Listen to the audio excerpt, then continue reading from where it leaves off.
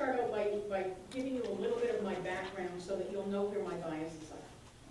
I started working for the department in October of 2006. Prior to that, I was the Native American Program Project Director and Staff Attorney for Legal Aid of Nebraska. Spent almost a decade there representing tribes, providing advice and representation to parents of Indian children in ICWA cases, as well as the whole range of traditional legal aid type cases. Landlord-tenant law, collections, things like that.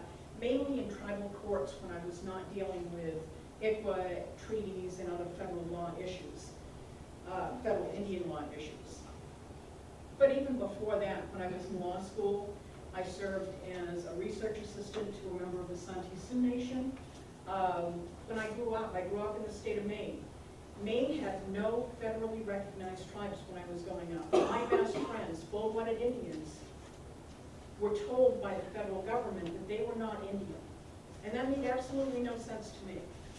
As an attorney, it makes a little bit more sense, but it does some unique psychological things to a person when they're told they're not who they think they are, who they believe that they are. So my interest is both personal and professional. Had a few years of experience, come into ICWA with the department because I would prefer to collaborate rather than litigate. Collaboration between the state and the tribe. Nebraska Department of Health and Human Services Administration is committed to compliance with the Indian Child Welfare Act. They're committed to working with tribes and collaboration rather than litigation. It's much easier and much better for our children and our families if we put our money and our efforts into services and helping families to become healthy rather than spending all of our monies in court battles. Sometimes those court battles are necessary. So we have laws to apply. We have a huge mixture of people today, from service coordinators who may never have seen an ICWA case, attorneys, private attorneys, people who work at the county attorney's office, judges, tribal representatives, everybody at different levels. Please, if you have questions about something, stop me, ask me. If you have a question about something, 7 other people in this room probably have the same question. If something doesn't make sense in your experience, please stop me. We need to discuss that. I want to meet your needs here today rather than making sure that I get through the PowerPoint presentation. Does anybody have any burning questions right off? Anything that they'd like to know or like to have answered today?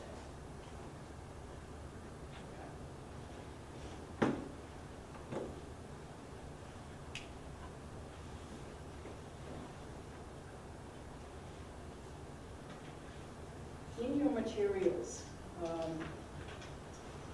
on the left-hand side of the packet, you have an agenda for today.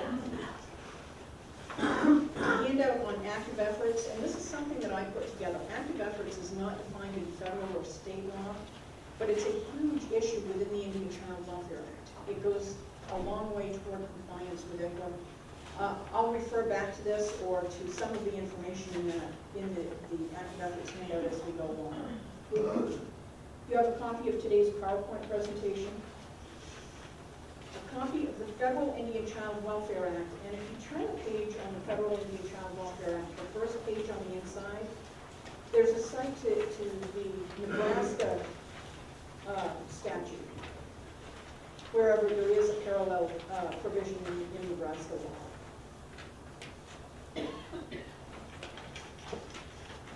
On the right-hand side, you have a document about 3 pages long. It says tribal names similar and or related to other tribes. I put this together because I often have workers come to me and say, I have a mom or a dad in one of my cases who says that they're Cherokee. And my response was, what Cherokee tribe are they affiliated with? There are 3 Cherokee tribes. A worker a couple of weeks ago said, Dad's Apache. What tribe do I notify? Well, there are 3 Apache. There are 8 Apache tribes. And there are some things that aren't quite so evident that I'll talk about a little bit later on in that list. There's an Indian Child Welfare Act resource list.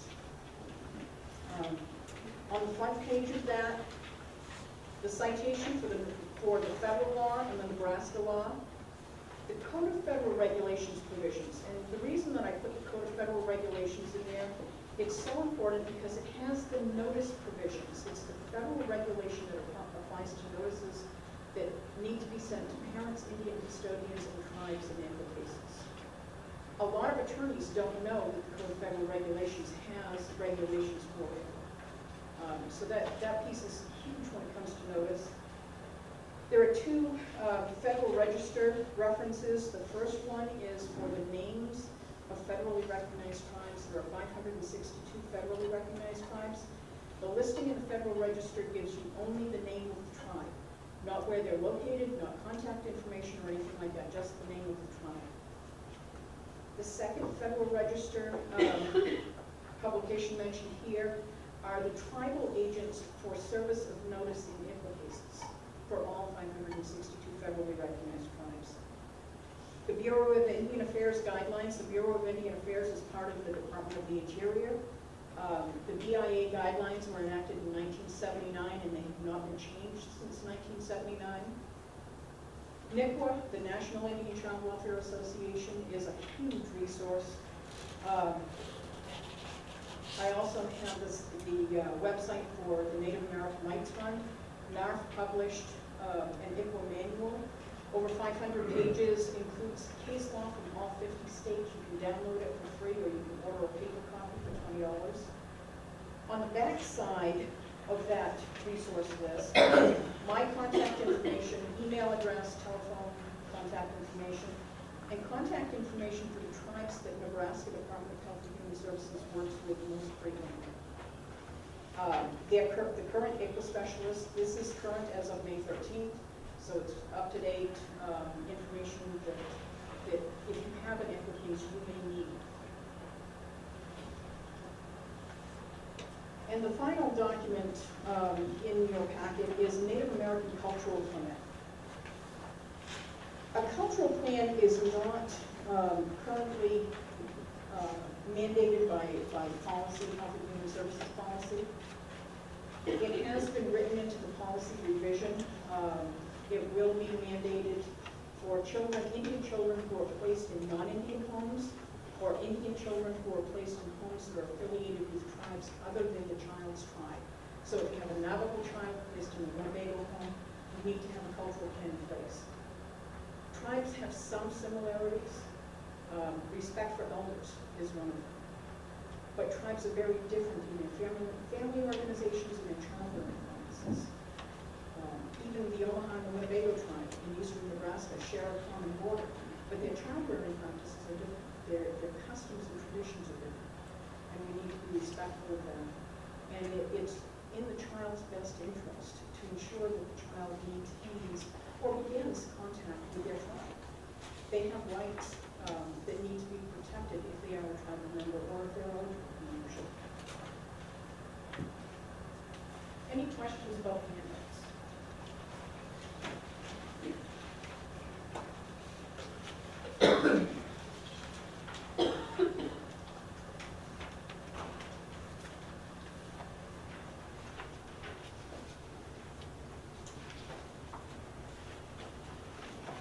The term Indian is a word that's defined in federal law.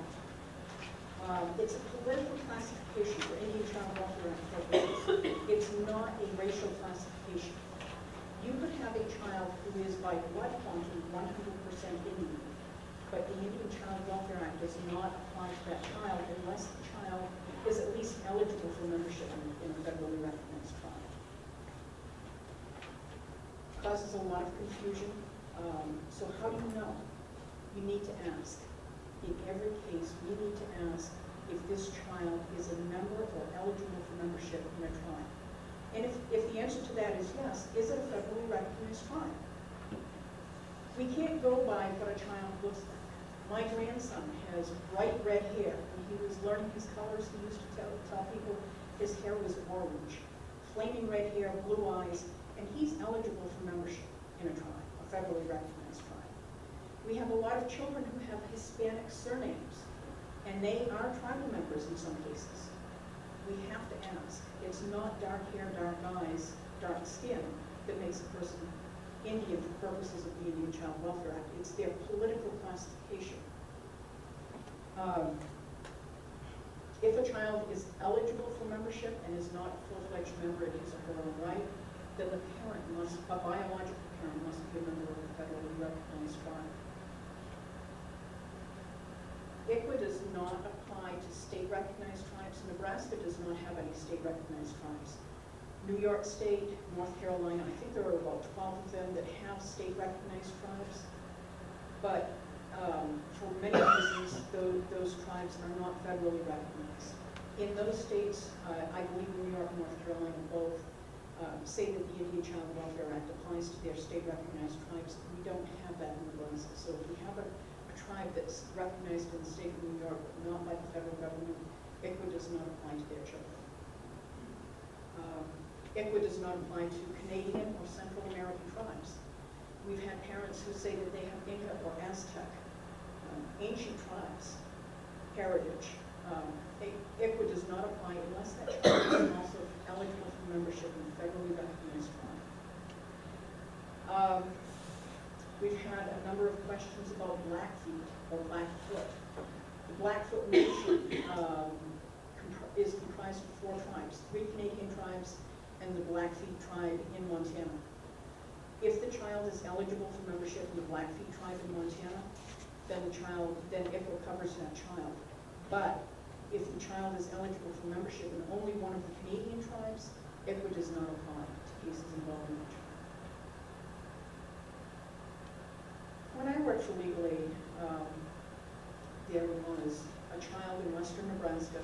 There was a family in western Nebraska, a single mom working 2 jobs.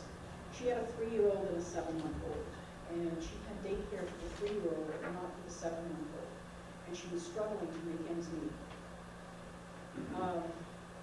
She saw an ad in a local newspaper, one of those 1-800 adopt type ads. We will provide a loving, nurturing home for your child. Her child would have been eligible for membership into her tribe if she had been an enrolled member, but mom was not enrolled.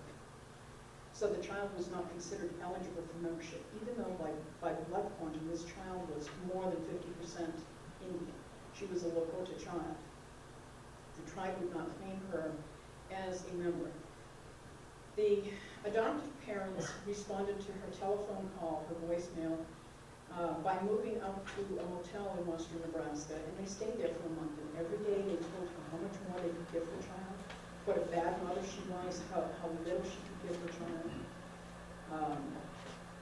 And she eventually signed a relinquishment of her parental rights in the adoptive parents' motel room with a notary public signifying that it was the mother of the child, the person who said she was the mother of the child.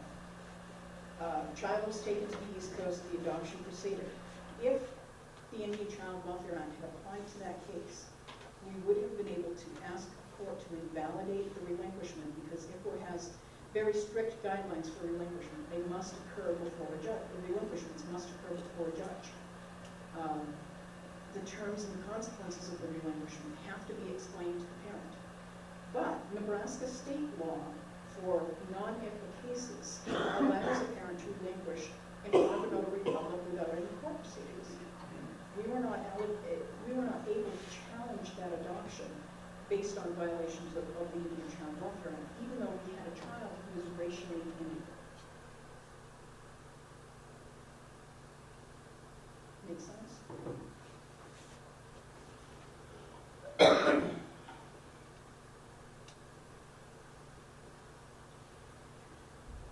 Demographic, 562 federally recognized tribes.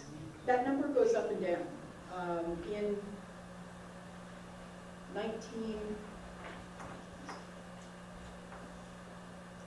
2004, there were 561 federally recognized tribes. In 2005, there were 563. In 2006, the number went back to 261. Political process.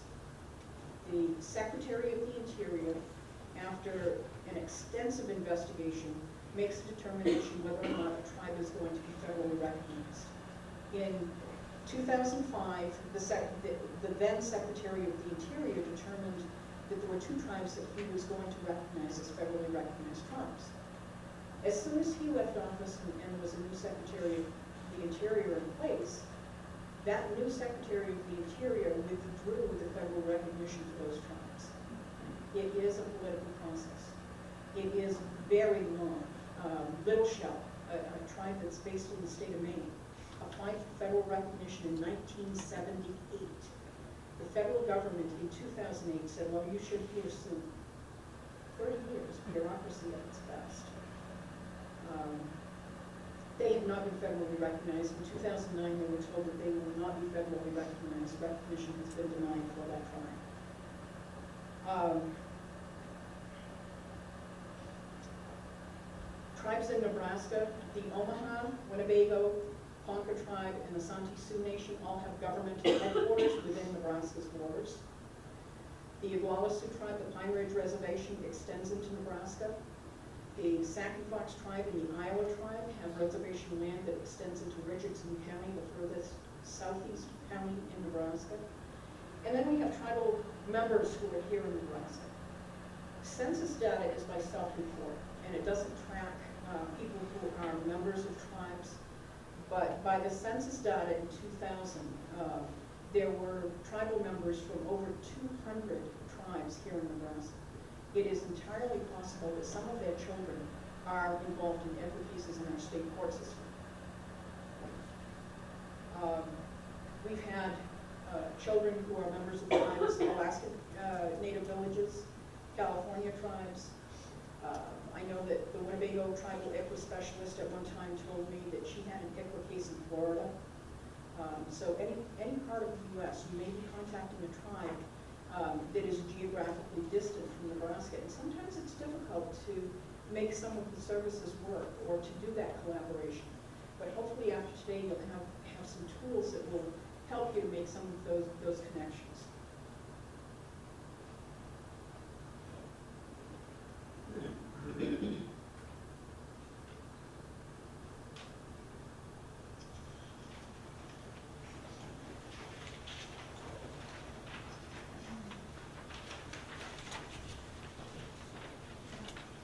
I want to give you a little bit of the history of the Indian Child Welfare Act, and this is not to point fingers and to say that we did something wrong or something should have been done differently, but just for understanding of why we are where we are today. There have been 3 very broad policies of the U.S. government. The first one was extermination. If you read U.S. history, you'll read about the push of tribes westward, the Trail of Tears. The Ponca tribe in Nebraska also had a Trail of Tears from Nebraska to Oklahoma. And that's why we have the Ponca tribe of Oklahoma, and some of the tribal members returned, and we have the Ponca tribe of Nebraska. The termination of tribes was part of the extermination process, and these aren't real distinct policies with clear-cut lines of what year they started and what year they ended. Some of them overlap.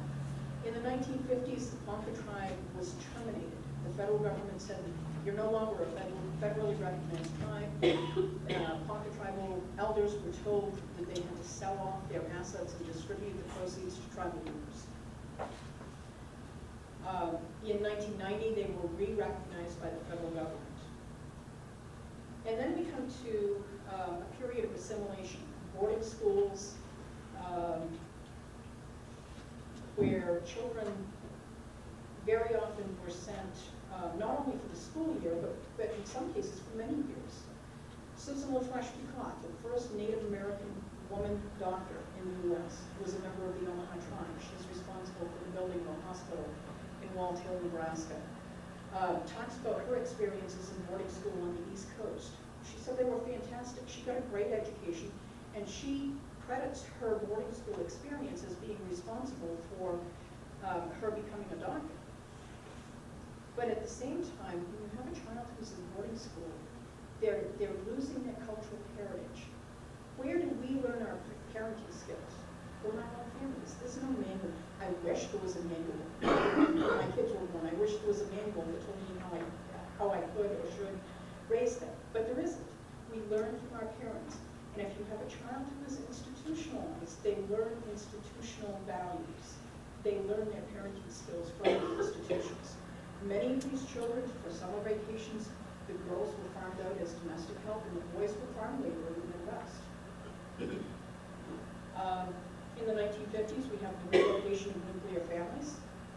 Single adults and nuclear families, mom and dad and minor children, were given bus tickets to Chicago or San Francisco, very often from rural reservations.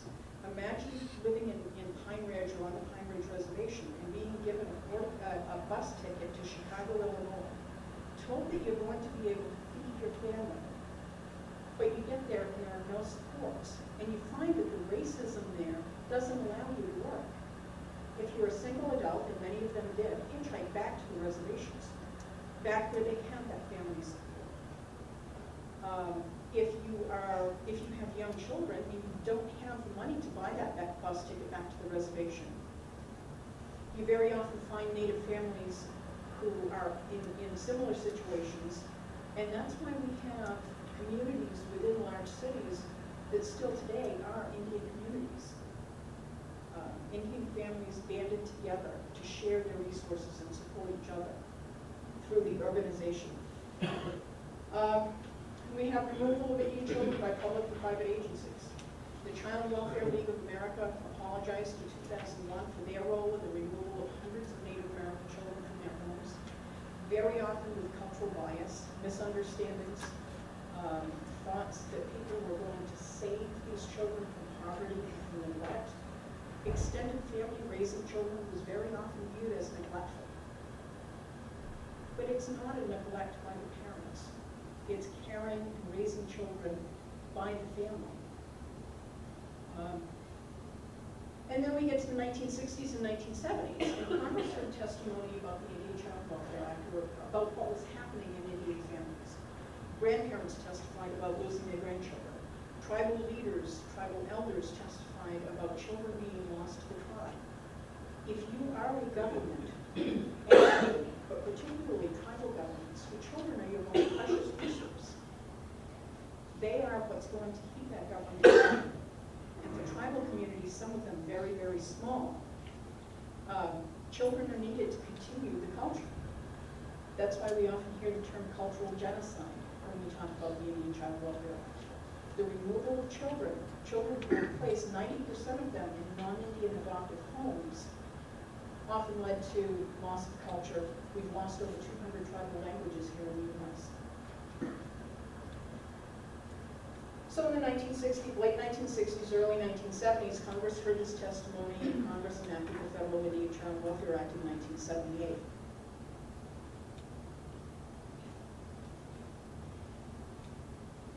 In the 1970s, early 1980s, judges very often didn't have computers available to them. When you look to child welfare laws, they're state laws for the majority of the time. I have, in my work with legal aid, I have worked with attorneys who have been family law attorneys for 30 years who don't know the Indian Child Welfare Act applies to some of the cases. So in the early 1980s, there were a group of people here in Nebraska who decided that they were going to put the federal law into the state statutes so that judges would have access to the Indian Child Welfare Act and know that it applies in some of those cases. And I've also worked in the state of Iowa as a volunteer. In 1998, a couple of people, Connie Bearking, who now works for the National Indian Child Welfare Association, and Frank Lemare, who's been the chair of the Nebraska Democratic Party and is the director of Four Directions, a service provider in Sioux City, Iowa, came into my office at Legal Aid, and they said, the Native population in Sioux City is somewhere between 2 and 5% Native American. The population in foster care is 25 to 45% Native American. What can we do about that? After community meetings, meeting a grandmother who had lost all 16 of her grandchildren to foster care in Iowa, and they were all placed in non-Indian adoptive homes, and she had no connection with them whatsoever. We talked about litigation. Litigation is expensive, and it takes time. We talked about education. We're educational efforts. I've done some of the same educational efforts in Nebraska. And we talked about amending the Iowa law to include an Iowa Indian Child Welfare Act, and that's ultimately what we decided to do. Along with that came a lot of educational efforts.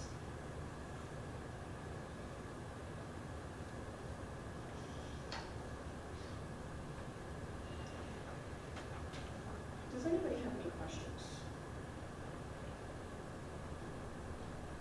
Really quiet group, isn't it? Really?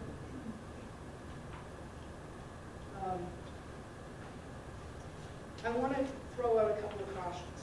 Definitions. Some words and phrases have different legal meanings in the Indian Child Welfare Act than they do in layman's terms. And there are some words in the English language that may mean one thing to me, but may mean something completely different to you. One of the definitions is child custody proceeding. If you stop someone on the street and ask them what child custody proceeding means, they're very often going to tell you divorce between mom and dad and they're fighting over custody, or unwed parents fighting over custody. That's not an ICWA child custody proceeding. The definition of extended family member is as defined by the child's tribe or as defined by the Federal Indian Child Welfare Act.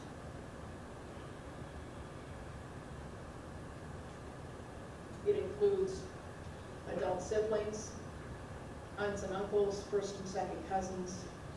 Very often tribal definitions go beyond that. Third, fourth, fifth cousin is considered extended family member. And that becomes important when we talk about placement preferences and active efforts. Indian child, Indian child's tribe both have definitions in the law. Indian child's tribe, the definition says that the court can limit intervention to only one tribe. But it may be more than one tribe. We had a case in Douglas County where dad was affiliated with 9 different tribes, mom was affiliated with 3 additional tribes. We sent notices out to all 12 tribes. The child may have been eligible for membership in all 12 tribes. Tribes get to determine who their members or citizens are. The U.S. government could all of a sudden say anyone who is here in the United States is now a U.S. citizen. Not likely, but it could happen. That's the right of a sovereign government. The U.S. government has said you have to be born in the U.S. or you have to be naturalized. We adopt people who have been born in other countries. France can't tell the United States who its citizens are. Portugal can't tell the United States who its citizens are. The United States can't tell tribes who its citizens or members are.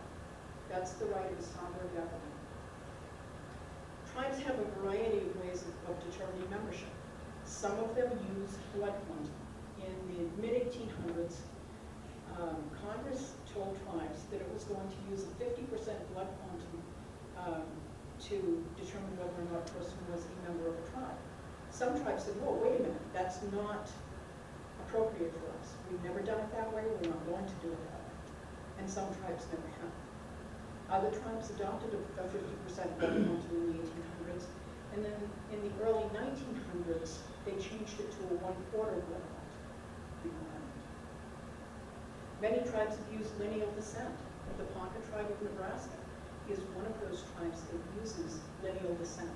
If you can show ancestry in a direct line of ancestry, you are considered eligible for membership in the Ponca tribe. Any questions about that?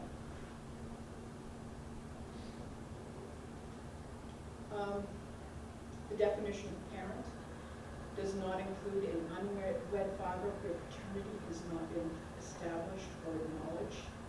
Some state courts, I have not seen a state court in Nebraska, but some state courts in other states have said an oral acknowledgement of paternity is enough to consider paternity acknowledged for purposes of equity. One man bragging to his buddies, hey, this is my son, is enough in some courts. There is no there are no guidelines on what an acknowledgement of paternity is for purposes of the Indian Child Welfare Act. The Nebraska Indian Child Welfare Act has a definition of service area. The Ponca tribe does not have a reservation. They have 12 counties in Nebraska that are considered service areas, 2 counties in Iowa, and 1 county in South Dakota. But the Nebraska Indian Child Welfare Act doesn't go any further. It doesn't use the term tribal service area in any place other than providing that definition. The other caution that I wanted to mention is when you're identifying a tribe, please pay close attention to the tribal name. That's the 8 Apache tribes. There are some things that need research. There are 15 Chippewa or Ojibwe tribes. Chippewa is the anglicized word for Ojibwe. Cherokee tribal members very often refer to themselves as Salagi, and it's T-S-A-L-A-G-I. Salagi, Cherokee is the anglicized word for Salagi. I had a Sarpy County attorney call me one day when I worked for legal aid, and he said, I have a father in one of my cases who says that he is Mandan, and he is adamant that his tribe is a federally recognized tribe, but I can't find a Mandan tribe anywhere. Mandan is part of the 3 affiliated tribes in North Dakota, Mandan, Hidatsa, and Arikara. Well, Arikara is a name that was given to a tribe by that particular tribe by other tribal members. And what they call themselves is Sanish. Sanish has there's no seeming connection between Sanish and Arikara. The 2 Ponca tribes, there was a case in Nebraska where a mother identified herself as a member of the Ponca tribe. And the caseworker in that case, this was many years ago, notified the Ponca tribe of Oklahoma. The mother was a member of the Ponca tribe of Nebraska. We need to be notifying the right tribe. There was a father in a case, and I'm not sure what state it was not Nebraska, that said he was Seneca from out east. That's the exact terminology that was in the appellate opinion. His parental rights were terminated after the Seneca Cayuga Nation of Oklahoma was notified, a few years after they notified the Oklahoma tribe. The termination of parental rights was reversed because the Seneca Nation of New York was not notified. They notified the wrong tribe. It's crucial that we get the right tribe name when we're notifying a tribe. The other one you may run into, Winnebago, the Winnebago tribe of Nebraska, at one time was the same tribe as the Ho-Chunk Nation in Wisconsin. The Ho-Chunk Nation, some of their tribal members were moved westward. The Ho-Chunk Nation tribal members, now their ancestors stayed in Wisconsin. Tribal members of the Winnebago tribe relocated to Nebraska eventually. Very closely related, but they're 2 separate federally recognized tribes. Judge William Thorne from the Utah Court of Appeals does ICWA training, and he said that at one time he and his wife were on vacation back to the place where he was born, his birth home, the town where he was born. And they went into a gift shop, and he looked at his wife and he said, I'd like to get something for a souvenir for my office from home. And his wife was offended. She said, what do you mean? Home is where we make our marital home. Even the word home, one word in the English language, can mean 2 different things to 2 different people. So we need to be careful about what we're talking about. If we're talking about relatives in particular, if somebody says grandmother, are we talking about a grandmother that's 2 degrees of consanguinity from a child? Or are we talking about a great-grandmother or a great-aunt? There are tribes that consider all of mom's sisters mothers. Other tribes that consider all of dad's brothers dads. So we need to know who those people are when we're talking about extended family members. Some tribes have clans, C-L-A-N-S, or bands, B-A-N-D-S. And there may not be a blood relation to the child, but those clan members or those band members are considered relatives. Some tribes have a making of relatives ceremony, where you make somebody your relative, you adopt them through tribal custom and tradition. And that it's a legally recognizable relationship, and it can be enforced under tribal law, and it needs to be recognized under the Indian Child Welfare Act.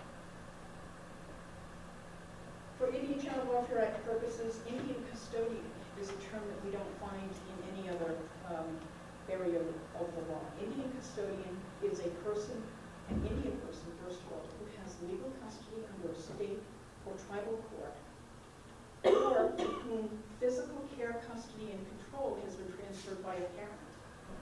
If mom asks her Indian boyfriend to babysit her Indian child while she works, the boyfriend is the Indian custodian. No documentation, no paperwork. Boyfriend is an Indian custodian. If mom signs a notarized temporary delegation of parental rights to allow her mother to babysit, and the grandmother is an Indian person and the child is an Indian child, grandmother is an Indian custodian.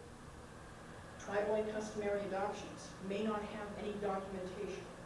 There are some tribes that have a ceremony where an Indian person is adopting a younger child.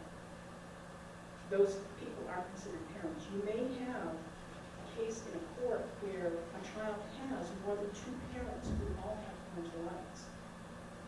Some tribes it's not necessary to terminate parental rights prior to an adoption.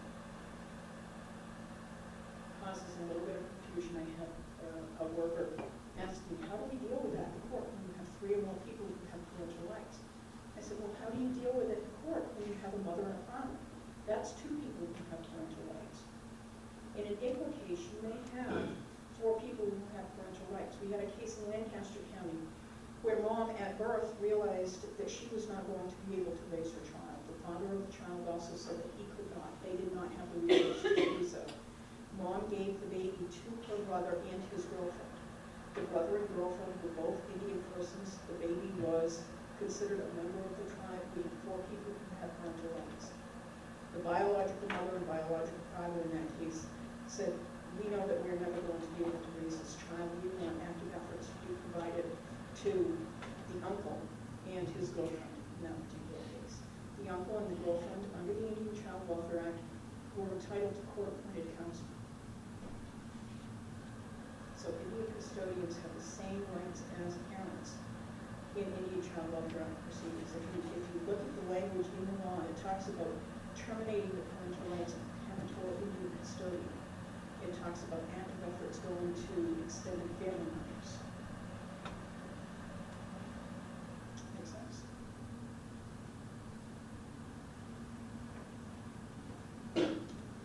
I'm going to skip over the exercise.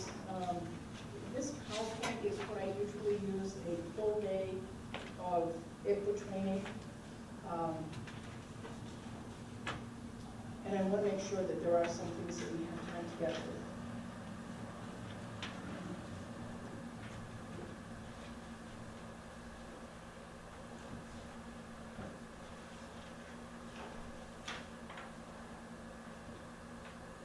So how do you know when a case is an Indian Child Welfare Act case, or when the Indian Child Welfare Act applies to a case?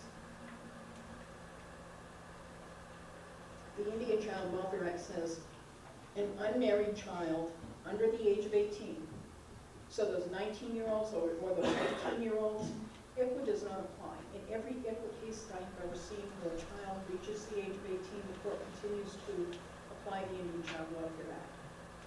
It makes sense. It allows tribal resources and a tribal voice to be involved with those 18-year-olds. The child has to be a member. If the child is not a member, then they need to be eligible for membership and the biological child of a member. And it has to be a child custody proceeding as defined by the Indian Child Welfare Act. Nebraska law says that ICWA doesn't apply in a case called Enrique P. ICWA doesn't apply until the court says that it applies. In Enrique P, there was a mother going into an adjudication, and she admitted to the allegations on record. Just previous to her admission, the court said If I find this is an ICWA case, then the rights and responsibilities under the Indian Child Welfare Act go into apply to this case. Then the mother admitted, and then the court found that ICWA applied. The mother challenged the adjudication. She appealed the adjudication. And the Nebraska Court of Appeals said ICWA doesn't apply until the court says that it applies. Even though in the same hearing the court knew that it was probably dealing with Indian children, ICWA didn't apply until the court made that finding.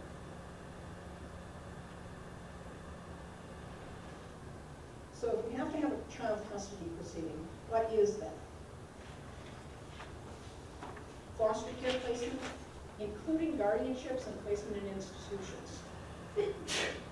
Placement in institutions includes mental health placement, includes substance abuse placement, if the placement is not based on a criminal law violation. It includes private guardianships. The case that I mentioned before, I mentioned that there are some attorneys who have been practicing family law for 30 years who don't know that it applies in some of their cases. I was representing a tribe in a case in Douglas County. A grandmother had filed a petition for guardianship for grandchildren. Mom had been on the run and no one knew where she was. Dad was recently deceased. That's what was the beginning of the grandmother seeking guardianship of her grandchildren.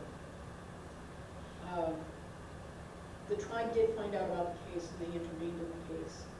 At the guardianship hearing, as attorney for the tribe, I walked into the lobby of the courthouse and I asked the attorney for the grandmother who he was planning to call as an expert witness. And he said, what do you mean? I said, this is a guardianship proceeding. This is for the placement of children in what's defined as foster care under the Indian Child Welfare Act. And he said, I wasn't planning on calling an expert witness, a qualified expert witness. But if the judge makes me call a qualified expert witness, I'll ask for a continuance. At that point, I stepped out of the lobby and I called my client, the tribe, and said, what do you want me to do? They wanted the guardianship to go forward. The tribe said, don't challenge the ICWA violation. We want this guardianship in place. We want the grandmother taking care of the grandchildren. So there are reasons why tribes and parents and Indian custodians don't challenge the violations of the Indian Child Welfare. Termination of parental rights in any situation is always an ICWA proceeding if we're dealing with an Indian child. And it doesn't make any difference whether the parent is Indian or non-Indian. There's no differentiation between Indian and non-Indian parents. There's no differentiation made between Indian and non-Indian relatives under the Indian Child Welfare. Pre-adoptive placement, adoptive placement, those are ICWA child custody proceedings. Status offenses, and there is some discussion about this in Nebraska. If you have a child who is charged with being incorrigible, truant, runaway, those are status offenses. ICWA applies to those. Does it apply to a child who is in possession of alcohol under the age of 18? Most courts, although there's no clear guidance from Nebraska opinions, most courts in other states say that ICWA applies to minor in possession of alcohol. But then we have those 18 and 19-year-olds in Nebraska that under federal law would be considered adults. If they're in possession of alcohol, it's criminal. ICWA says that it doesn't apply to an act by a child that would be a criminal offense if committed by an adult. If you have a 19 or 20-year-old in possession of alcohol in Nebraska, that's a criminal offense. Should ICWA apply to minor in possession of alcohol under the age of 18? I think that's still to be determined. Child custody proceeding does not include placement based upon an act committed by the child that would be deemed a crime if committed by an adult. Jane steals a car, Johnny commits burglary. Those are acts that would be crimes if committed by an adult. If the placement is based upon those acts, if they're sending a child to YRTC because of the law violations, those are not ICWA cases.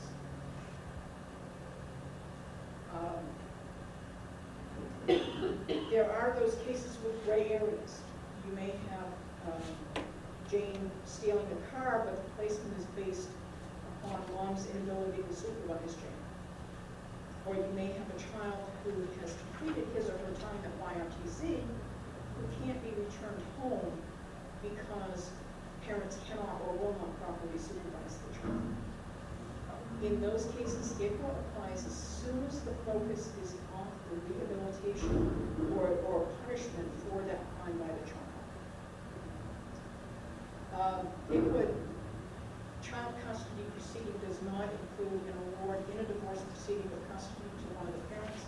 That has been extended in every state that I know of that's ever addressed it to unwed parents litigating custody over their children, as long as the parent is going to be obtaining custody. If grandma intervenes in a divorce proceeding to obtain custody of a child, that's an ICWA proceeding. There was a case in Colorado just a few months ago, probably 4 months ago, where a stepmother was adopting her child, and the trial court allowed the adoption to proceed to probate court. The biological mother of the child appealed and said, the stepmother didn't provide active efforts to me. And the Colorado Supreme Court said ICWA applies to step-parent adoptions. And the step-parent had to provide active efforts. There was no evidence of active efforts. They vacated the adoption.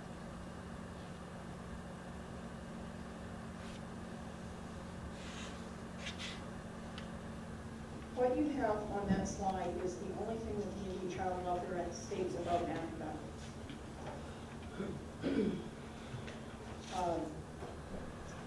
The party seeking foster care placement or termination of parental rights must show that active efforts to provide remedial services and rehabilitative programs designed to prevent the breakup of the Indian family, and that these efforts have proved unsuccessful.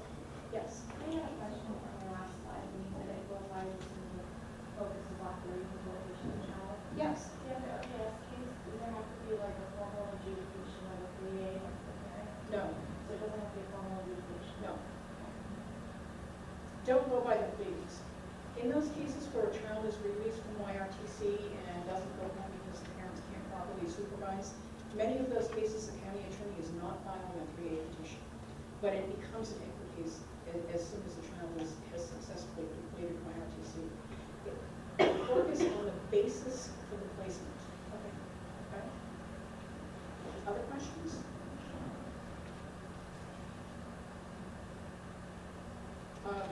Active efforts has a lot of terms that are not defined. Remedial services and rehabilitative programs, what are those? It's not defined, they're not defined in any law dictionary. If you look to a collegiate dictionary, remedial services are to remedy what's wrong. Rehabilitative programs are to restore to good condition. So anything along those lines could be considered remedial services and rehabilitative programs. Preventing the breakup of the Indian family is the area where there has been a lot of discussion recently. What is the breakup of the Indian family? There's a temporary breakup, there's a permanent breakup. There's a temporary physical breakup, there's a temporary legal breakup. There's permanent physical breakup, permanent legal breakup. Any of those points could be argued to be the breakup of the Indian family. It may be placing the child in foster care, it may be terminating parental rights. And what are we talking about when we say Indian family? Family to me may have a very different definition from the word family to you. For Indian families, it involves more than just mom and dad. Active efforts, the intent of the federal law is to prevent the child from being broken up from extended family as well as their nuclear family. There's been some national discussion about, do active efforts continue beyond determination of parental rights? I would argue that they do. Because we're not dealing with just a child and mom and dad, we're dealing with a child who has extended family. Active efforts also says that the efforts have to have proved unsuccessful. There was a case in Iowa a few months ago where mom and dad were low functioning. They did not have the parenting skills to parent their newborn infant. They put intensive services into the home, taught the parents how to powdered formula to feed the infant, taught the parents how to change diapers, how to respond to the baby when the baby cried, things like that. And the case went along for 18 months. Child was out of home 18 out of 22 months with only supervised visitation because of the parents' lack of parenting skills, not because the parents were alleged to have been a safety threat to the child, other than lacking those parenting skills. And the county attorney said that he or she didn't want to, but filed a petition to terminate parental rights because of the Adoption and Safe Families Act, and because they knew that the parents were never going to be able to parent this child on their own. The Iowa Supreme Court said, you haven't proved that these efforts have been unsuccessful. We see parenting skills being taught to the parents, and the parents can change the baby's diaper. The parents can feed their baby now and respond to the baby's cries and other cues. But the efforts haven't been completely unsuccessful, and they reversed the termination of parental rights. In your handouts, there is a handout on active efforts, and it talks about Walter W. A case in Nebraska.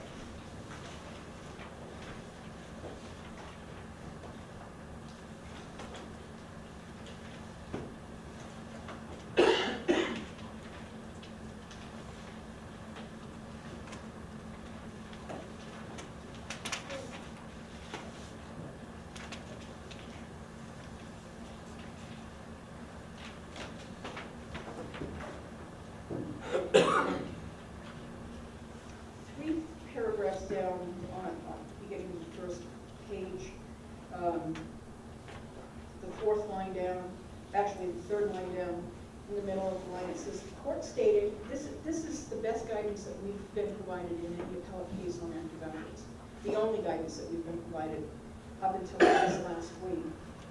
Active efforts requires more than reasonable efforts.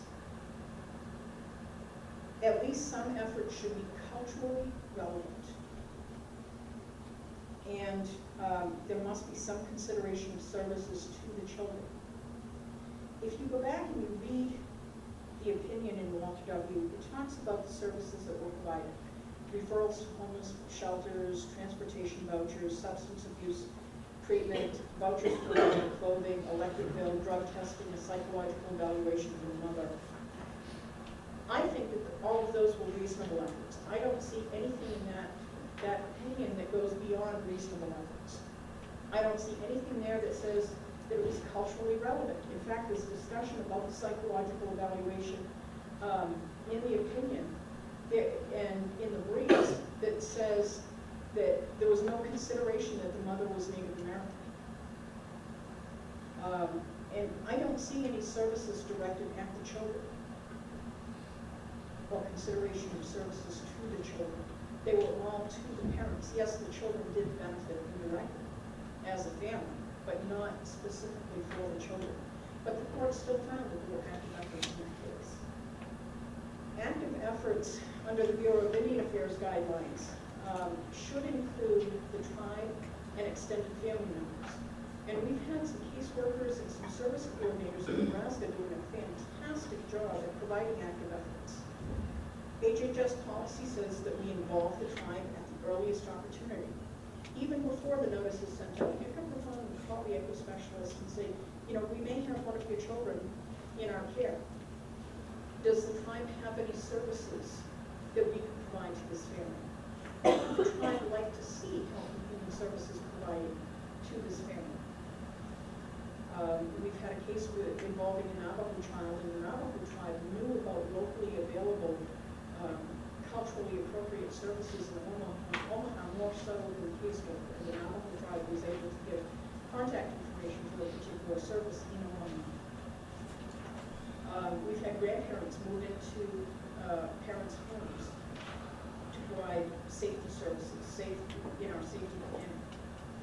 Those are all things that we can do to help to provide active efforts.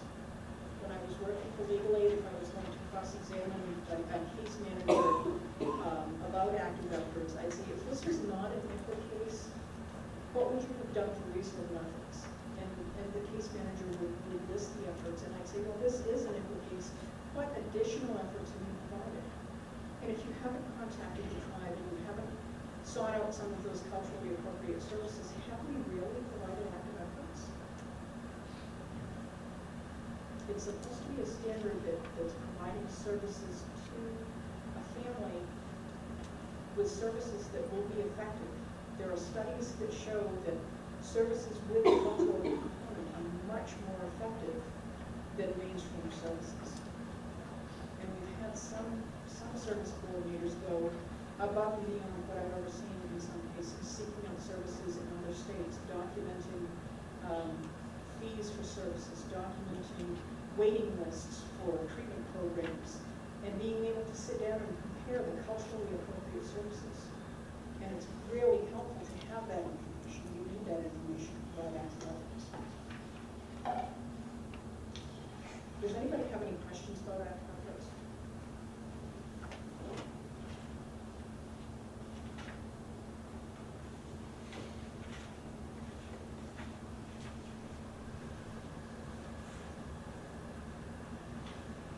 Any other questions?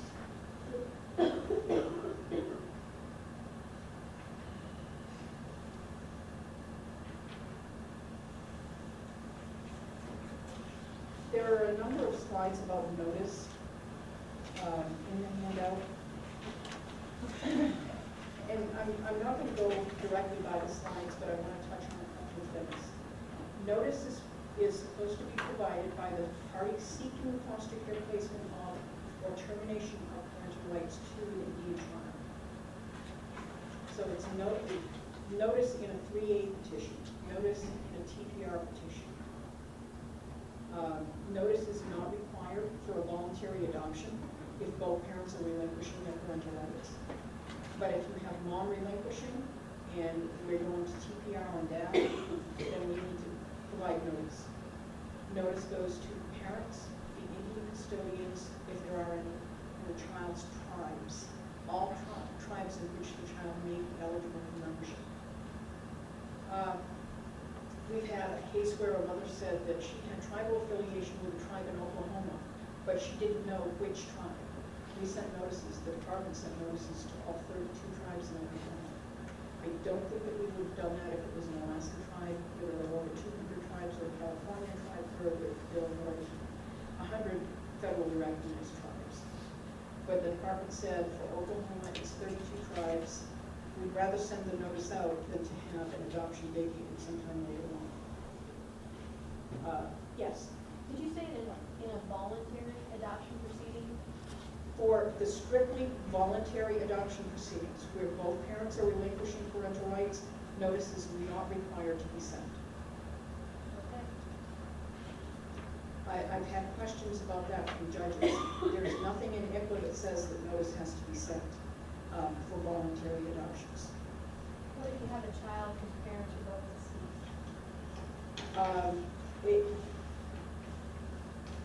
Who has the care and custody of the child? Is it the department or the? No, she's in a guardianship. Okay. In those cases, I would send notice out to the tribe.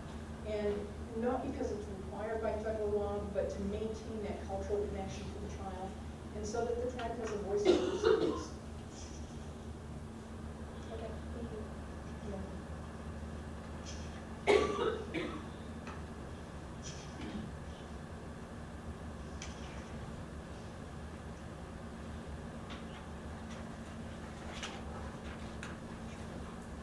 So notice is specifically geared for involuntary cases, parties seeking the foster care placement of or termination of parental rights to the Indian child must be sending out notice. Well, yes. And maybe you can get to this, but I think over the years we've done both, but I'm kind of attorney in this case manager. Over the years, I think we've done it different ways, or we've done so far as actually sent recipes or summons generated by the county attorney's office, and so we have documentation of the file, but we've also, more recently, I think, had health and human services do the notification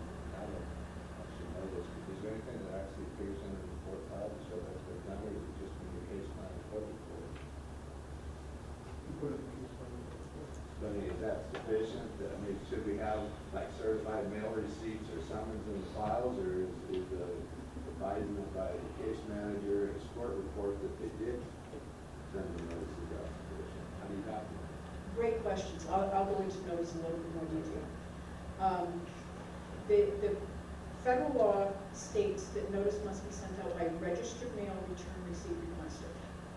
State law says certified mail return receipt requester. Both federal and state law says that the higher standard applies. I know that we have had post office employees advising our case managers that it can be sent out by certified mail. The department's administration has said that it needs to be sent out by registered mail. There was a termination of parental rights that was vacated, I believe, in Tennessee because the notice was sent out by certified rather than registered mail. It is the higher standard. Who sends the notice out? When I started working for the department, in some cases it was the county attorney's office. In some cases it was the Health and Human Services case manager. Some cases it was the clerk of court. Some cases it was a court administrator. And in some counties, everybody was pointing fingers back and forth and saying, it's not my responsibility. So I went to administration, my supervisor, Chris Hannes, who's the administrator for child welfare, and I said, look, we have this problem. Some cases we're not getting the notices sent out. What do we do? And she said, well, the case managers will be sending notices out. So I worked with IT staff to develop a notice on NFocus.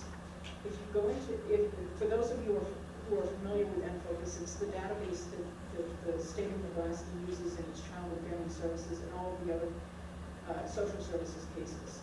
Go into correspondence, and there is a tribal membership inquiry form. The 80 tribes that we've worked with are on the system, but if you ever run into a tribe, you can have tribes added, or you can add tribes manually if you need to send notice to a tribe that's not listed there. The notice requires 4 generations: the child, the parents, the grandparents, and the great-grandparents. That's required by the Code of Federal Regulations. Dates and places of birth and death, names, all names, birth names, adoptive names, married names, Indian names, as much as we possibly have for information. Tribal affiliations, tribal enrollment numbers if they're known, current and former addresses, especially, and that's especially important. This is my side note. When a person has ever lived on a reservation or near a reservation, because it tends to show some tribal affiliation. All of that information can be put into the notice that's available on NFocus. There is a narrative section on each of the person's screens as you're going through the notice where you can document other information. For example, if you know that mom received prenatal services from Indian Health Services, you can document that on mom's screen. I know that there have been cases where summonses have been sent to tribal chairs, and that's really inappropriate. The Federal Register has the tribal agents for service of notice in every cases. I've seen notices that go out about baby John Doe and have a date of birth. There is no way that a tribe could ever make a determination as to whether or not that child is a member of the tribe. We need to have 4 generations on that notice if we possibly can. We have a number of parents who are missing. We can't contact the parent. HHS policy allows us to contact other family members to get that information so that we can provide it to the tribe when we send notice out to the tribes. Tribes very often look back, or the ICWA specialist for a tribe, or the ICWA office on track for the South Sioux tribe, provides their notices to their enrollment offices, because for some tribes, enrollment and membership are the same thing, and you have to determine whether or not a person is enrolled to determine whether or not they're a member. For some tribes, membership and enrollment is not the same standard. For ICWA purposes, we need to be asking about membership, and the notice that's on NFocus asks about membership. There's a form that tribal ICWA specialists can check off and send back, or they can send to the enrollment office and have the enrollment office fill it out.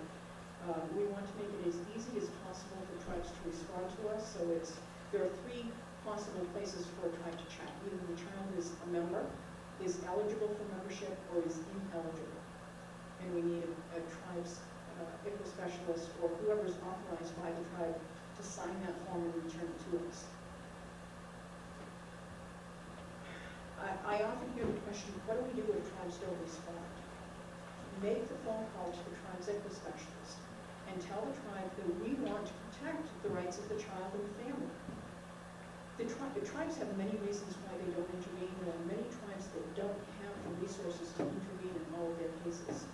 I worked with an ICWA specialist from an Alaskan Native village who had 600 open cases, 400 of those in the continental U.S. There's no way that one person could even make telephone contact with all case managers for all of some cases. The Omaha tribe had 170 open cases at one time with one ICWA specialist. No support staff, one worker to handle 170 cases in many different states.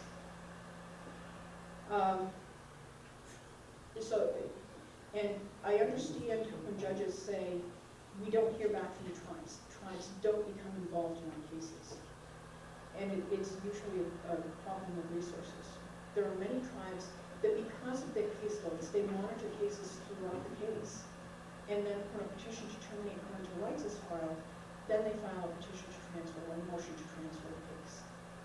And I understand the hardship that causes in the case, but it comes from a realization, or I think that we need to have a realization that tribes simply don't have the resources, and a termination of parental rights is absolutely inappropriate under most tribal cultures. So in some cases, a tribe will wait until a termination of parental rights petition has been filed and then say, we'd like this case, we'd like to adjudicate it according to our culture. Judge Van Pola, who's now a Dodge County Court judge, worked for the Winnebago tribe for more than 10 years, I believe 7 years as the tribal court judge. I've heard him speak about ICWA and saying, it doesn't make sense to that 8-year-old to tell him the woman walking down the street on the other side of the street is not his mother, or that woman that on the other side of the street is not his grandmother anymore. Makes absolutely no sense. Not appropriate under tribal cultures. In many tribes. There are some tribes that have actually passed resolutions or passed tribal laws that prevent a termination of parental rights.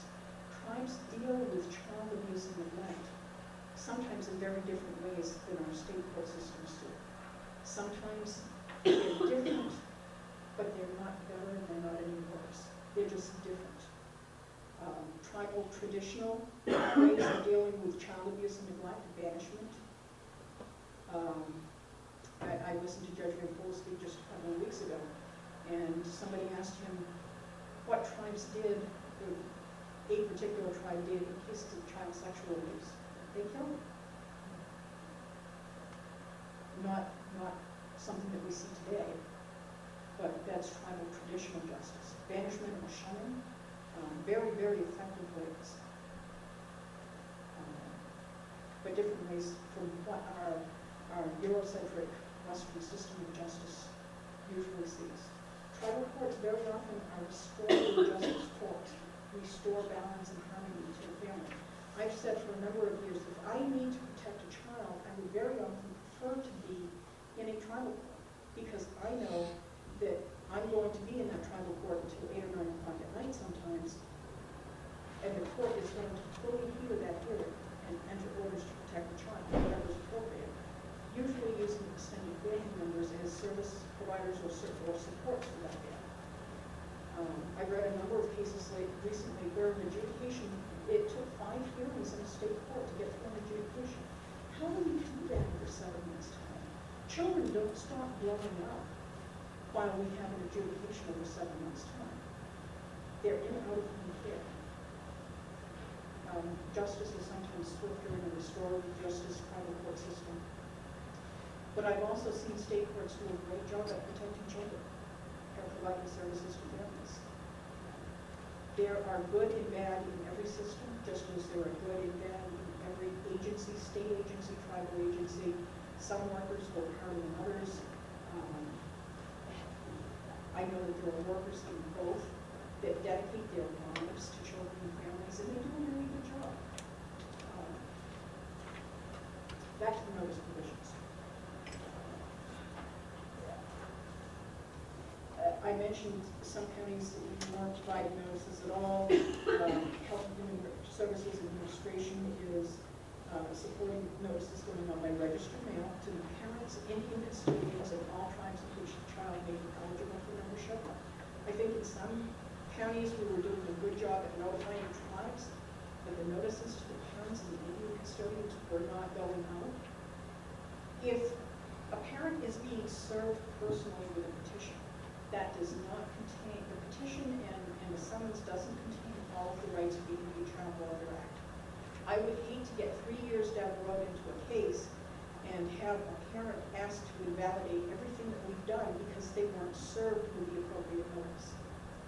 So how do we show the court in particular that those notices were served and that they were served appropriately? When I started working for the department, I reviewed ICWA files. And I very often found a green card in the file with nothing attached to it. And there had been a change of 3 or 4 different workers since the green card had been filed in the HHS file. The BIA guidelines talks about notices need to be filed with the return receipt in the court's file. So what I'm asking case managers to do, when you print a copy of the notice, send it out to the parents, Indian custodians, and tribes. Make multiple copies. Make a copy for the HHS file, make a copy for the court's file. When you get the return receipt, the green card from the post office, make a copy of the return receipt. The green card itself gets stapled to a copy of the notice, gets filed with the court. Some counties, the case manager cannot file that in the court's file. You may need to ask the county attorney or the HHS legal attorney to file that in the court's file. The other copy, the copy of the notice and the copy of the return receipt gets filed in the ICWA section of the HHS file. That way, when I review the file, I can go to the file and look in the ICWA section, and the notice will be there, copies of whatever notices have been sent. And with the return receipt or a copy of the return receipt stapled to it, I know that it was sent, who signed it, or when it was signed.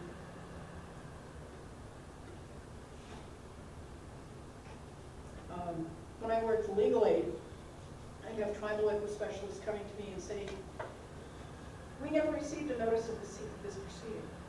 The first thing that I did was go to the court and say, can I please see a copy of the file? Or can I please see the file? I'd look through the court's file, and most often the copy was not in the court file, but sometimes I'd find that green card in the court's file, and it had the signature of the person who signed that registered mail, and the date that it was signed for. And I'd go back to the tribal representative and say, this is who signed for it, and this is the date that they signed for it, here's the notice. There are problems in every system in keeping track of documents, but if we follow set procedures, filing a copy of the court's file, filing a copy of the HHS file, then we ensure better compliance, and we can look back and see who signed for things and what was signed for. The Indian Child Welfare Act also says that the notice of proceedings, a proceeding cannot be held until at least 10 days after receipt of the notice. So if a tribe signs for an ICWA notice in a foster care placement proceeding, on April 1st, we don't count April 1st. 10 days after April 1st, bring it to the 11th. We don't count the last day, so we don't count the 11th. April 12th would be the first day that we would have a proceeding. The tribe has to have that 10 days to prepare for those proceedings. Tribes, parents, and Indian custodians can request additional time to prepare for the proceedings. The court must give an additional 20 days for federal law and under Nebraska ICWA to prepare for those proceedings, and longer if if the county attorney asks for a continuance in the case, and the court will grant a 30-day continuance, they must give the same consideration to tribes, parents, and Indian custodians.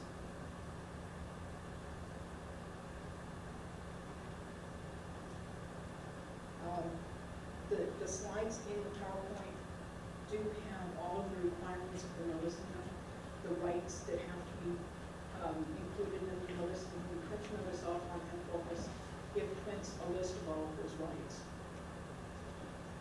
There have been a number of questions about what do we do if mom has a protection order against dad, and mom is living somewhere, because the notice provisions in the Code of Federal Regulations state that we have to provide the name and address and telephone number of all persons and entities to whom the notice was sent.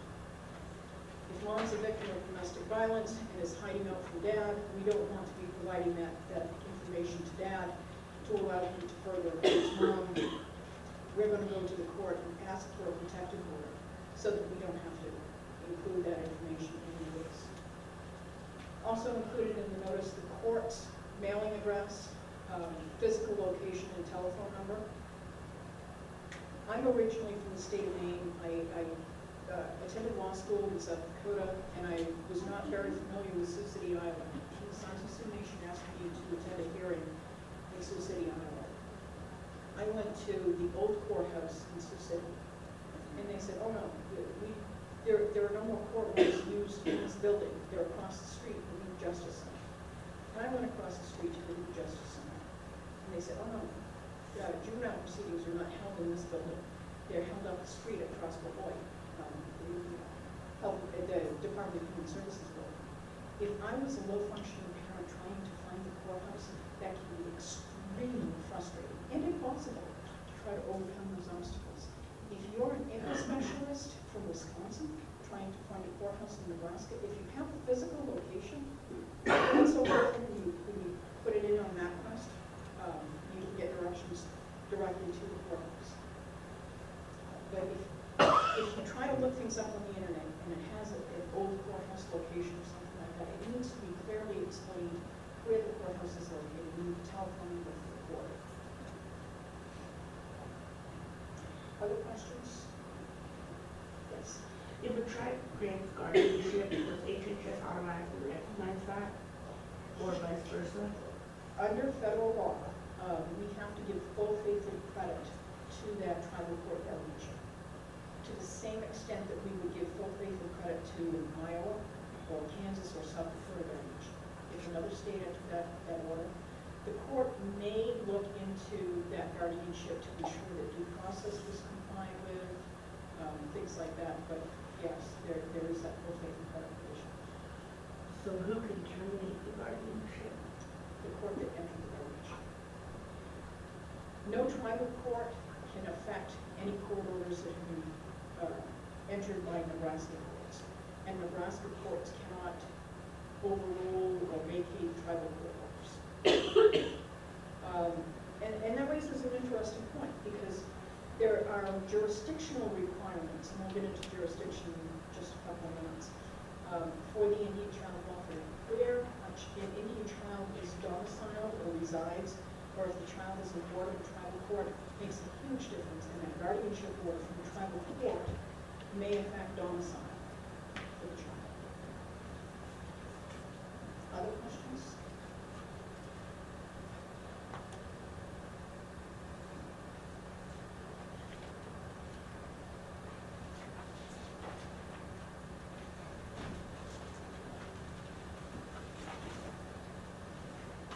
Responses by tribes, I want to touch on for just a second.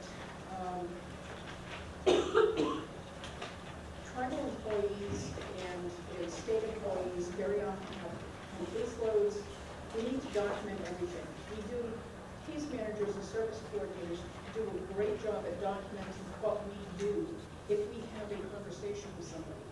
But in ICWA cases, we also need to document the times that we've made telephone calls to somebody and left a voicemail, or times that we've made telephone calls and somebody's voicemail is full. Those show our efforts. They show our active effort. We're trying to involve somebody else, even if we don't get a response back.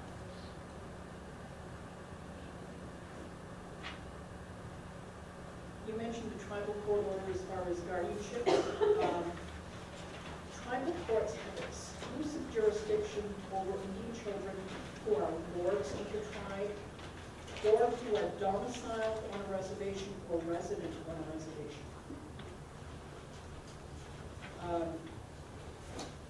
If grandma has a guardianship through the ICWA Sioux Tribal Court, and grandma lives in Pine Ridge, the child is domiciled on the reservation, even if that child is going to school in Shadron, Nebraska. The tribe would have exclusive jurisdiction. We had a case, when I was working for legal aid, I had a case manager from Health and Human Services come up to me and say, you know, we had this case that was open, and it was transferred to the tribal court, and the children went to live with grandmother on the reservation. The tribal court entered a guardianship, naming grandma as the guardian. But about once every 2 or 3 months, grandma would allow the children to come back to Scottsbluff, Nebraska. Mom would go up and get drunk and leave the kids at home alone. And we pick up the phone and call the tribe and say, you need to come get the kids because there's nobody here to care for them. The tribe had exclusive jurisdiction over those children because they were living on the reservation. They were resident of the reservation and domiciled on the reservation with grandma. We could not validly file a petition. The court did not have jurisdiction over a new case involving those children because they were resident and domiciled on the reservation. The only case to go to the U.S. Supreme Court, the only ICWA case to go to the U.S. Supreme Court, was Mississippi Band of Choctaws versus Holyfield. In that case, there was a woman about to give birth, and the father of the children who left the reservation gave birth 200 miles from the reservation and placed their twins with non-Indian adopted parents. The U.S. Supreme Court said the domicile of the child follows that of the parent, even if the child has never been to the reservation. The children had never been to the reservation. The Choctaw Tribal Court had exclusive jurisdiction over that adoption. The U.S. Supreme Court said we now leave it to the Choctaw Tribal Court to fashion an appropriate remedy for this case. By then, the children were 3 years old and had been with non-Indian adopted parents. I don't know what happened in that case, but it was left to the Choctaw Tribal Court. The U.S. Supreme Court said that tribal courts have exclusive jurisdiction, and they allow the tribal courts to exercise that jurisdiction. We've had a couple of cases in Lincoln, Nebraska, where the children won awards of the Omaha Tribal Court. The Omaha tribe had open CPS cases on the families, and the Omaha tribe said, you know, we recognize it's 2 hours from Mason to Lincoln, and we can't properly supervise in this home, so we're going to terminate our jurisdiction. The tribal court terminated its jurisdiction to allow Lancaster County courts to open the case. But until the tribal court terminated their jurisdiction, the Lancaster County courts had no jurisdiction on the case. Omaha and Winnebago tribal members, women, until the hospital, the new hospital was built in Winnebago, very often gave birth in Sioux City, Iowa. And I know that there were arguments that played themselves out in hospital rooms with the county attorney and the tribe's attorney over who had jurisdiction over the case. Child testing positive for cocaine at birth, the tribal attorney coming forward and saying, listen, this is a male that has mom's address on the Winnebago reservation. Mom is a resident and domiciled on the reservation, even though mom gave birth in the hospital in Sioux City, Iowa. The tribe has exclusive jurisdiction over that movement. Makes sense. I have a case right now that almost was terminated. I got turned around the last time. But the child, mom's a member of the tribe. Child was placed with the foster parents for non-Indian at around 7 months, the only family she's ever known. That's what she considers her extended family, her only family, almost 2 now. The parents threatened to get the tribe involved the other day. At which case I was told, you know, the tribe could just come in and take that baby and do what they wanted to do with that baby. And I'm just trying to understand how that is in the best interest of the baby. Because you're setting yourself up to give that child, I mean, now they're doing medications and stuff like that with the parents. And, you know, getting that child reacclimated if she has issues, you know, being reacclimated with her mother, who didn't celebrate her by choice. You know, how are we serving the best interest of that child if the tribe was to come and say, no, we're gonna take over jurisdiction, that they come back to the reservation? Lots of great questions and issues involved here. If the state case is in state court, the tribe cannot step in and take that child anywhere unless the state court transfers jurisdiction to the tribal court. There is a misconception out there that tribes don't protect their children. Tribes very often do protect their children, and they very often know the families that their children are from. I was in a tribal court one time when I remember the tribal prosecutor saying, Your Honor, we'd like to return the children to this father because it's in the best interest of the children. And I remember the judge coming up off the bench and saying, it is never in the child's best interest to be placed with this man. And he entered a similar finding in his order. So tribal courts do pay attention to what's best for their children and the safety of their children, just as state courts do. It is an unfortunate reality that children are victimized under tribal court jurisdiction or under state court jurisdiction. Babies die or children die in foster care under tribal court and state court jurisdictions. I know as a health and human services worker, I've heard from a number of people who say that HHS doesn't protect children. We just give them back to their abusers. And I know that that's not true. And I know that that's not true in tribal courts either. But best interest of the child, Congress decided that the Indian Child Welfare Act is in the best interest of Indian children. That's to comply with ICWA, complies with the best interest of Indian children. There are a number of studies. I use a documentary in my full day of ICWA training to return the John Locke story that talks about Canadian First Nations children, Canadian tribal members, during what was called the 60s scoop in Canada, where 90% of the adoptions completely and utterly failed. They have it documented, they've done studies to show it. I would say that the adoptions of Indian children into non-Indian homes very often fail. I'd say that the percentage is probably higher than 75% in the U.S. I've seen a number of kids who are in guardianships who've blown out of the guardianships for whatever reason, because, and it may be because the tribe doesn't support a termination of parental rights, they went into guardianships. I've been involved in a number of cases where an adoption failed because the child, when you have a child who's 3 or 4 or an infant, they're a cute child and they need love and nurture. But I've also heard tribal members say, being native and connection with my tribal culture is more important than the prayer that I breathe. It is that important. And children need people around them who look like them. They need to have positive role models. If you had to pick out a positive Indian role model, think of the tribes that you may have had contact with.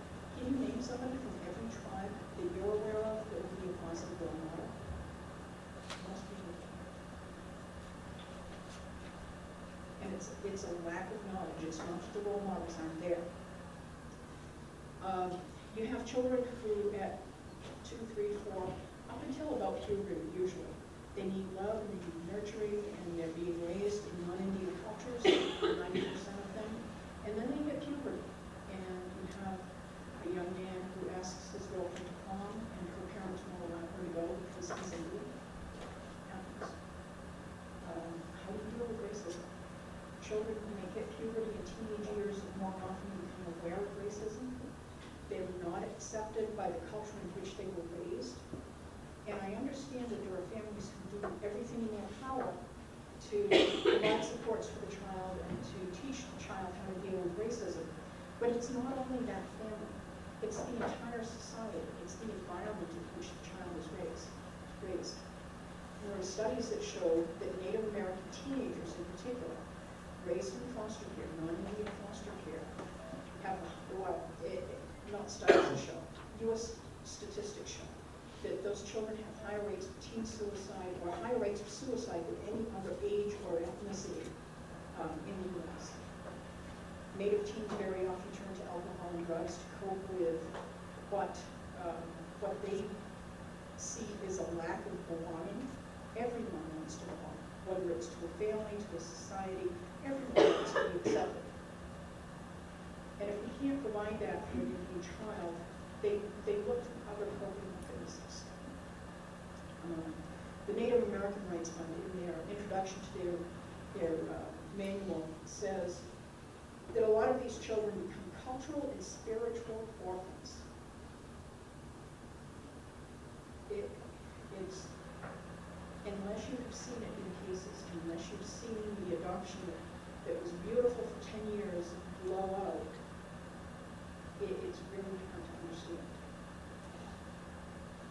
But if you spend some time in Native cultures and you keep that child connected with the Native culture, even if the child is in a non-Indian home, the child has much better chances of becoming a healthy, well-adapted adult. Dr. Carol Lopez of the University of Arizona has done studies on what she calls the split feather syndrome. And it's Indian children who are raised in non-Indian care, and then when they try to return to Indian cultures, when they try to make that connection, they realize that they don't know their native ways, and they don't feel that they belong to their native culture either. So that's the cultural and spiritual. You need to make that connection. And I've heard, well, mom and dad aren't providing that cultural connection to the child, especially in Omaha and Nebraska, so far from the reservation. Well, if mom is doing math and dad has never been in the picture, how would we ever expect mom to make that spiritual and cultural connection with the child if they're not doing a good job at meeting the child's basic needs for food, clothing, and shelter? Then that spiritual connection probably is not there either. But there are some of those things that are passed to a child. Things like, I've seen court reports that talk about mothers who can't meet the gaze of the court. They look down constantly. And it's not a sign of deception. It's a sign of respect. I've seen supervised visitation reports that say that mom is not bonded to the children because she doesn't hug and kiss them. There are some tribal cultures where physical affection, signs of physical affection, are not culturally appropriate for children. But mom brings food for the child at every visitation, or helps fix the child's hair at every visitation. Those may be tribal signs for respect. So it goes down to a level of different cultures, different ways, and understanding those ways as much as we possibly can. Is it better for an Indian child to continue in placement to a non-Indian home, or to change to an Indian home? I've heard tribal representatives argue, and I think there's validity to it, that if a child has bonded with one set of foster parents, they can bond with somebody else. But that first set of foster parents, the non-Indian foster parents, may not be able to overcome that cultural and spiritual lock. So are we looking at best interest for a 2-year-old now, or are we looking at best interest for a 2-year-old when they're 16 or 17? Foster care is an unfortunate reality, and we need to do everything that we can to meet